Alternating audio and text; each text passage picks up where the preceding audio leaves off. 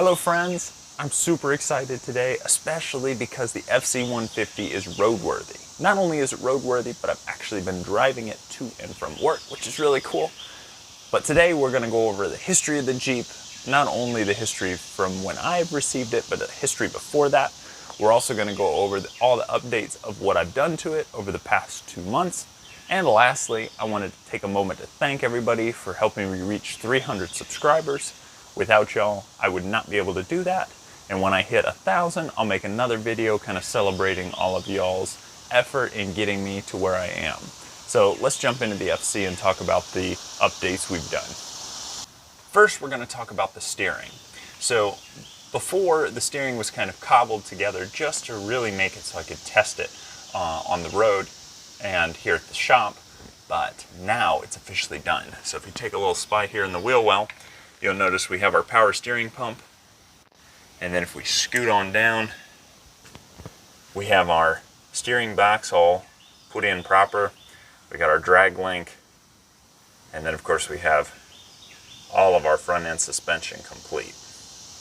Now, really the main reason all this was done is so that I could add power steering to the car.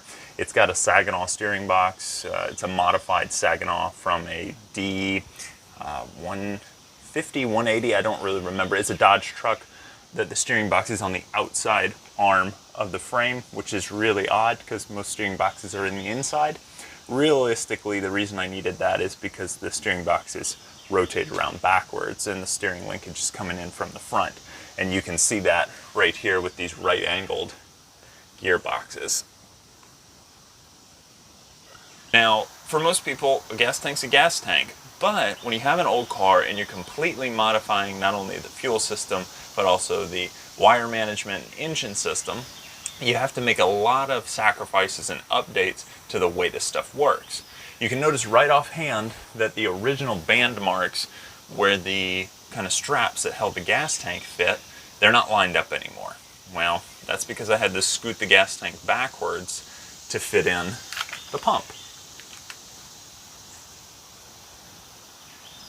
Now this pump is a Ford F-150 pump. It's actually the backup pump for my truck here. I bought because my fuel gauge was acting all funky.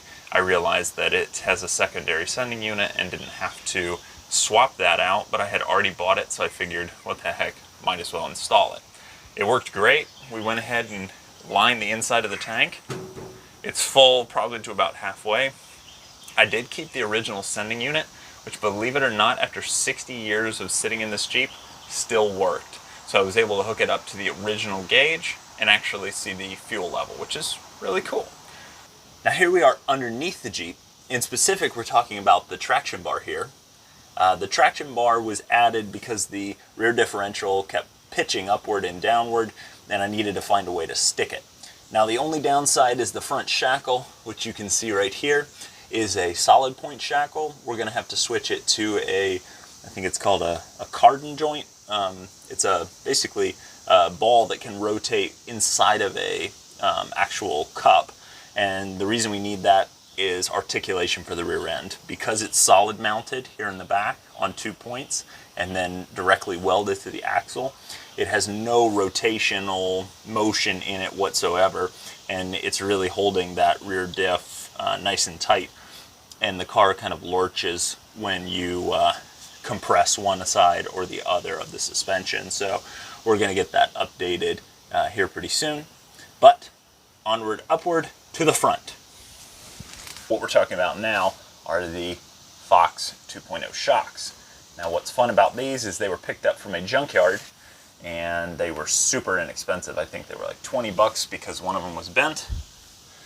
We added our lower point for the actual differential and then on upward to the original shock mount at the top. Now we did open this up. Originally I think the shock was like a maximum 20 inches. Now what it's set to is a maximum of 28 inches. So we've essentially given the Jeep about an 8-inch lift from stock. So big difference in regards to that. But we did a ton more since this. Let's talk a little bit about the interior. One specific thing is obviously the seats that we've reupholstered. Now I'm selling these on eBay, so they're readily accessible for anybody who may need a set. We've got our dash in along with our touchscreen computer. Really, that's in there because I wanted a backup camera with the size of this thing, and once I add the camper back, it's really not going to be that easy to back up. And with these tiny little joke of mirrors, of both the rear view and the side mirrors, they're really not intended for actual use. It's more just to be legal, so if I get pulled over, I don't have to explain why my 60-year-old vehicle doesn't have mirrors. Second, we added our main center panel switches. This is where our lights are, windshield wipers, a cooling fan, all those fun components to make the Jeep run right.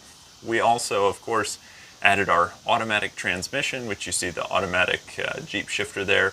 Still have our four-wheel drive shifter, and then our emergency brake. Now, we tried to use the original emergency brake from under the dash, but to be honest, it just wasn't cutting it. I wasn't able to get the right pull on the cable, so I had to abandon that option. Now I still have it, and if anybody wants it, give me a shout, let me know, because I'm not going to use it for sure. We also got our doghouse installed. Now we have a couple of trick components inside of that doghouse, which when I do a video all about the motor and transmission, I'll talk a little bit about those components in more depth and let you check them out. All right, we're spinning around to the back so we can check out the I guess, most exciting part of this Jeep update. Now, Jeeps are used for all sorts of recreational activity, from off-roading to camping to even just zipping around town. This will be my daily driver, and then my other Jeep will just kind of go into a off-road vehicle, and I'll slowly build it into a rig for what I want to do. And this will be what I use to tow that, so kind of cool. Now, I've added some specific accoutrements to the vehicle to make sure that it meets the recommendations or the specifications for what I need. Specifically, we've got our shackle mount, our trailer hitch, and then our PowerPoint hookup. Now, normal PowerPoint hookup, and then right here we have our 120 inverter hookup or winch hookup or whatever I want to plug in. I always add those to my vehicles because not only are they really useful, but they afford me the ability to plug tools in if I'm out working on something. So it's just a nice add-on. If you notice this gap here in the truck bed, it's because I've lifted the truck bed about 2 inches. The main reason for doing that is because the body to bed ratio is really weird on these things. Meaning this gap here between these 2 points is really, really short, meaning the bed sits really low. So I wanted to lift that to give a more proportionate look. Now, on to my favorite bit of what I've gotten done.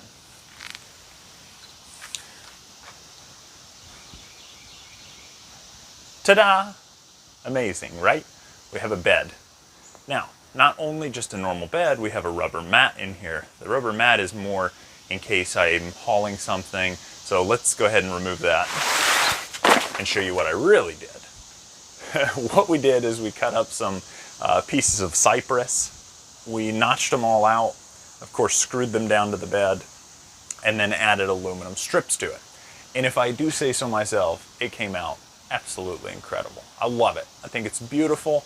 The rubber mat is more to protect it from wear and tear because I do haul a lot of metal to and from the scrapyard, so I do want to protect it a little. It wasn't so expensive to do this, and all the wood slats are replaceable. The little end caps here made out of steel on both ends are fully replaceable. So if part of it gets destroyed, not a big deal. I can fix it. Appreciate y'all for tuning in. This is just a little update to what we've been doing over the past 2 months. Stay tuned. Again, thank you for helping me reach 300 subscribers. I'll see you in another 700 for a little update video just like this one. And stay tuned because a history video on this Jeep is coming very soon about where it came from and how it's gotten to where it is now. Thanks, we'll see you soon.